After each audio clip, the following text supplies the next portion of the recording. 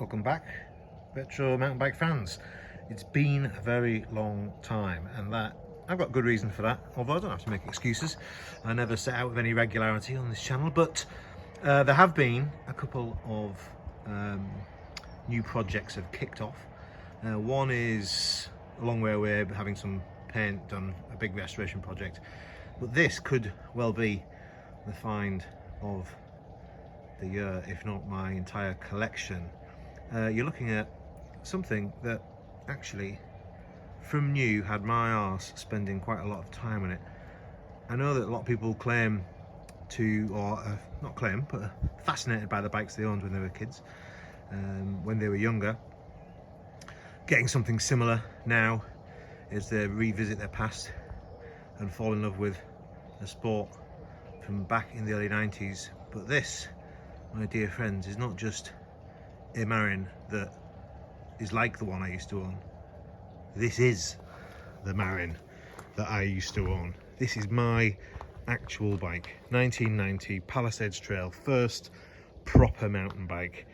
And I know you're thinking, what do you mean it's yours? How can you know it's mine? This thing and I have been reunited after 31 years. Just a few weeks ago. How? Well, I'd kind of forgotten about the history of this bike and where it had gone when it left my... I guess I was so excited to move on to my second Retro MTB at the time, or MTB at the time, which would have been the Orange Clockwork. That this kind of just was like, I couldn't probably wait to get rid of it and move on. But now, it's back. I mean, it's the actual one, and I know it's the actual one, probably because of, if nothing else, how much I'd cut down the bars back at the time. Let me just get a similar period set of hyperlights that I have just happened to be lying around. These are pretty narrow now. And look at that. What was I thinking of?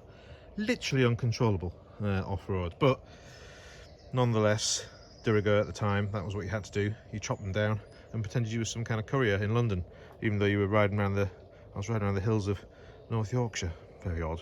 Very odd, the things we used to do. But so this is the actual bike. How is it the actual bike? Well, as I was reminded by my cousin when he took a photograph of his garage and was telling me how much he needed to empty it out, I saw lurking in the corner some fluoro yellow, and I said, "Hey, what's that? That looks like an old historic mountain bike." He went, "Yeah, I bought that off your sister-in-law, my brother's wife."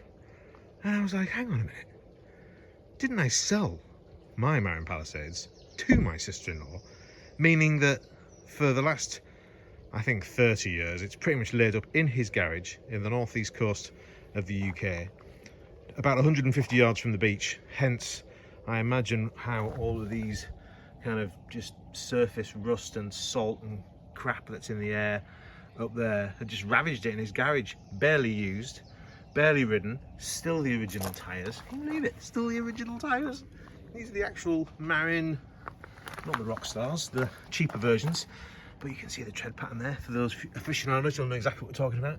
Obviously the original Array rims, still got the original Hyperglide Shimano sticker on there. This is actually in really good condition. I mean, those Biopace chainrings, with a bit of cleaning up, I reckon they're going to be in original condition. Same with the front derailleur. Look at those cantilevers, just need a little bit of... I might borrow some Tactics from Red Dread and get them in some white wine vinegar, as long as it's not aluminium, or potentially just replace some of those parts. But this is going to be a project. Now, I'm really in two minds about all what I need to do here, because as you can see, I mean, the headset's still smooth. It's the only problem is this is welded in, so I'm going to have a crack at getting that out. When I say welded in, it's rusted in, as was often commonly the case. But this headset's in great shape. I think this is still the original one. It might have been actually replaced, but everything still works. They still click as they should, nice and silent. Friction on the front derailleur, on the 200 GS group set. Yeah, there's some marks and stuff here, but it's all as it needs to be. Now I'm going to give it a go at cleaning it. And one of the big things I thought about as I was driving us home from the northeast, I had a good 4 hours to think about it, as long as having a slightly excited weep at what I'd managed to discover. By the way, look at this. This had kind of sticker around it, which was then had a around the down tube, seat tube, which then had one of those pump brackets on it, and it's completely and utterly preserved that original sticker. I've never seen one in better condition on a bike, as with the Tange, whatever you want, the steel one, on the original Glimmer. It's just starting to rain here, so. But this, I mean, this is Olotone grey matte surface is utterly unique. No one really knows why they were doing it this time. It was like a sort of tough experiment in paintwork, and I mean, to get that, I mean, you could probably replicate it with some kind of powder coating. But I don't know. You see these old classic cars, anyone who's into their cars, where these cars keep the patina from, and they kind of almost lock in the surface rust. And I was thinking, maybe if I get everything else up to scratch and kind of cleaned and working, the only way to preserve the ultimate originality is to maybe just leave it as it is. Maybe I could swap out these Bottle Boss things. Maybe I could have a go at cleaning. Maybe some of this is dirt and in and around it, but to keep it original, yeah, it's going to be rusty, but this is going to be no concourse winning rebuild. This is utterly original, and I think as someone once said somewhere, things are only original once. And if this stuff isn't structural in any way, this surface kind of, it's clearly where there's been paints maybe got chipped, and then there's nothing, you know, there's no holes in the frame, there's nothing. I mean, it could be rusting from the inside, who knows, but it's never going to get ridden in anger. But maybe there's a way of just keeping that kind of rusty, battered look, and yet it still works, and it's still mine, and it's the original one that I've always had, and probably hang it on the garage wall and probably rarely ever ride it. But anyway, you let me know what you think you would do. Would you restore it? Try and recreate the Zolotone? Get the stickers, because they're all pretty much replaceable, but I mean, they're in such good condition.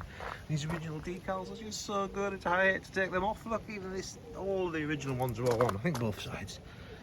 It's all there. All there. With a bit of a clean, this could just be a period piece. I've got enough stuff that I've completely restored or given a good going over, but this is the one. This is the one. Can you believe it? Let me know what you think I should do in the comments. I'll post some pictures on my Instagram feed as well. You can search DB's MTB Retro Workshop, or DB's Retro MTB Workshop. I can't remember. Any one of those figures you'll see it. I've got an orange spotted race top as my icon. But yeah, this is the next one, boys and girls. It's I'm gonna get it in the workshop, get it cleaned up, see what we can do. I think even these toe clips are the original ones. They're ridiculous. I mean, new set of replacement straps required. I'll probably sand those down and repaint them as well. They're smooth, super smooth. I don't think my cousin ever rid it or rode it. All right, thanks for watching. Speak soon.